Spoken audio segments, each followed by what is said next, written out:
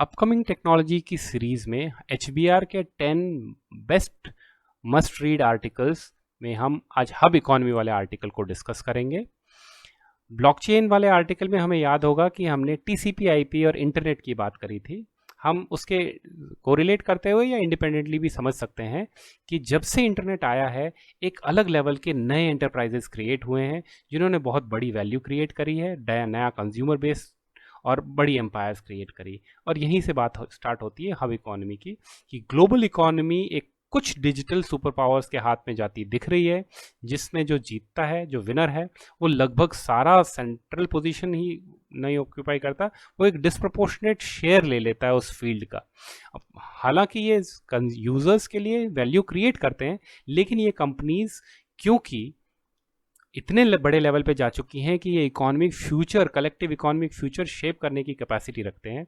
और कुछ ही साल पहले जब ये टेक्नोलॉजीज आई थी, तब ये शुरुआत में ये एंटरप्राइजेस बिजनेस वर्ल्ड को डेमोक्रेटाइज करने की बात करते थे, लेकिन आज ये लगभग मोनोपोलिस्टिक पोजीशन पे जा पहुंचे हैं। ये एसेंस है हब फर्म्स के आर्टिकल का। इसी पे बात, इसमें फ्यूचर कैसा होने वाला, आपके ऊपर, फर्म्स के ऊपर, वैल्यू कंज्यूमर के ऊपर, इन्हीं चीज़ों को एक्सप्लेन करने के लिए ऑथर इनिशिएट करता है कि कैसे हब इकोनॉमी बढ़ रही है, क्या है ये हब इकोनॉमी, एग्जाम्पल्स के साथ में।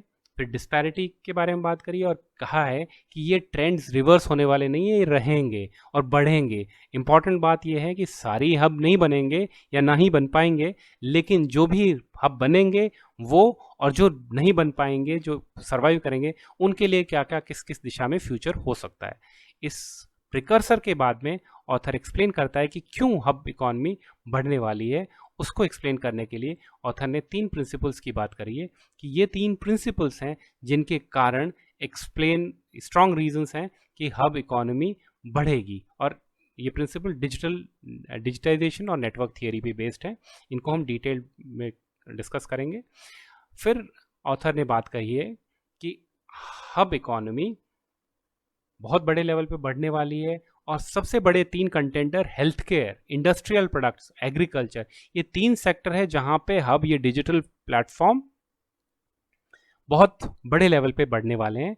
जो पीछे हमने 3 प्रिंसिपल्स की बात करी थी, उन 3 प्रिंसिपल्स को याद करा दूं।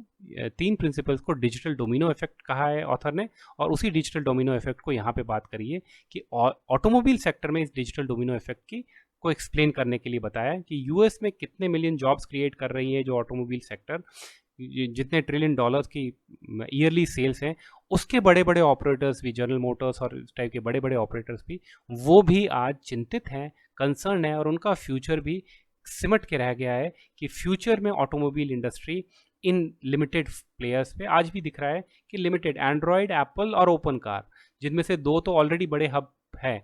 पूरी इंडस्ट्री, पूरा सेक्टर इस दिशा में कंसंट्रेट होता हुआ दिख रहा है कि नया वैल्यू इस दिशा से जनरेट होगा, और उसमें कौन कौन क्रिएट करेगा, कौन कौन। अब इनमें से 2 तो ऑलरेडी हब हैं, और ये स्ट्रेटेजी ओपन कार के बारे में डिटेल डिस्कस करेंगे कि कैसे एग्जिस्टिंग ऑपरेटर्स ने इनको बनाया है। ये आर्टिकल की डिटेल में है, पर यस, इसके पीछे का लॉजिक बताया है कि ट्रेडिशनल प्रोडक्ट्स और सर्विसेज में जो वैल्यू क्रिएशन का जो ग्राफ है वो फ्लैट होता जाता है जैसे जैसे नंबर ऑफ यूजर्स बढ़ते जाते हैं। यहाँ देख सकते हैं हम इसे। और वही चीज़ डिजिटल प्लेटफॉर्म्स पे, वही इकोनॉमिक वैल्यू का ग्राफ बढ़ता ही जाता है। इसको एग्जाम्पल के साथ, क्लासिक एग्जाम्पल के साथ कॉमन लाइफ में कोरिलेट करते हुए हम समझ सकते हैं। फाइनली ऑथर ने डिस्कस किया है कि पुशिंग बैक स्ट्रैटेजी कैसे कैसे एग्जिस्टिंग फर्म्स कैसे कैसे किस किस एग्जाम्पल से अलग अलग शेप्स अपनी स्ट्रैटेजी की लेनी चाहिए या ले रही हैं। उन एग्जाम्पल्स को देने के बाद में सब्सिक्वेंटली ऑथर कंक्लूड करता है इस आर्टिकल को, एथिक्स ऑफ नेटवर्क लीडरशिप, क्या होना चाहिए, क्यों होना चाहिए, पावर और इन्फ्लुएंस की क्या दिशा होनी चाहिए और क्यों होनी चाहिए। उन चीज़ों को डिस्कस करने के बाद में ये आथर इस पूरे आर्टिकल से एक इम्पॉर्टेंट क्वेश्चन रेज करता है कि हब इकोनॉमी जो कि एक रियलिटी बनती जा रही है और आने वाले फ्यूचर में और बड़ी बनती जाएगी, वो हमारे लिए क्यों ज़रूरी है समझना, और उस रियलिटी में हम कहाँ अपने आप को पाते हैं। ये आर्टिकल रीड करने के पीछे आपका एक और लॉजिक होना चाहिए, जब भी रीड करें इसे, उसके की रियलिटी इसी दिशा में जाने वाली है। आप अपनी सर्वाइवल स्ट्रैटेजीज अपने लिए कैसे तैयार करते हैं।